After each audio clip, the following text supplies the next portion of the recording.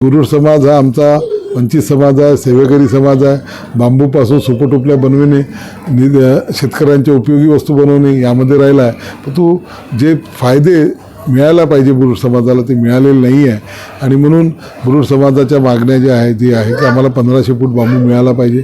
आमच्या समाजाकरता एक सभागृह या ठिकाणी मिळालं पाहिजे. मुलांच्या शिक्षणासाठी घरच्या घराची योजना या ठिकाणी प्रभावीपणे लागू झाली पाहिजे.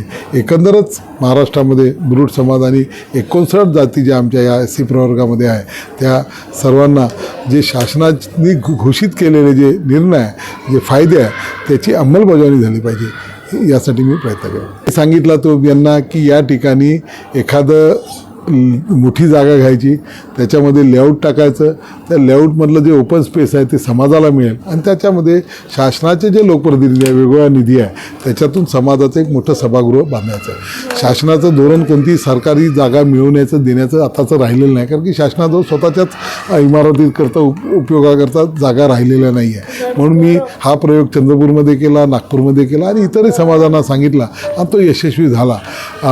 त्याच्यातून समाजाच्या काही लोकांना ज्यांची आर्थिक स्थिती चांगली आहे त्यांना एक प्लॉट त्या ठिकाणी त्यांच्या घराचा हक्काच्या घरासाठी प्लॉट तयार होतो आणि समाजाला त्या ठिकाणी जागा मिळते आणि त्याच्यातून मग लोकप्रतिनिधींच्या निधीच्या माध्यमातून, शासनाच्या निधीच्या माध्यमातून एक सभागृह त्या ठिकाणी होऊ शकते. हा एक मार्ग मी या ठिकाणी सांगितला.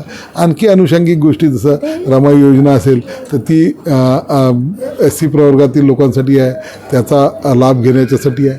महिलांच्या त्या रोजगाराच्या विषयी, आरोग्याविषयी आहे. आणि 1500 बांबू मिळाले पाहिजे. ते मिळवण्यासाठी आपल्याला काय करावं लागेल, कारण की अनेक कुटुंबाजवळ अजूनच बसवड वह्या नाही आहे, बांबू बुरुड वह्या या संपलेल्या, कारण की बांबू मिळत नाही म्हणून त्या हे झालेल्या आहे, म्हणजे निर्जीव झालेल्या आहे. त्याला पुनर्जीवित करावं लागेल. नव्यानं ते आपल्याला त्या वया घेऊन आपण जंगलामध्ये जाऊन शासनाचं आपणकडे न जाता आपण सरळ शासनाची परवानगी घेऊन जंगलातमध्ये जाऊन आपल्याला जो योग्य हिरवा बांबू पाहिजे, कामायोग्य, तो बांबू तोडण्याची परवानगी आपल्याला घ्यावी लागेल.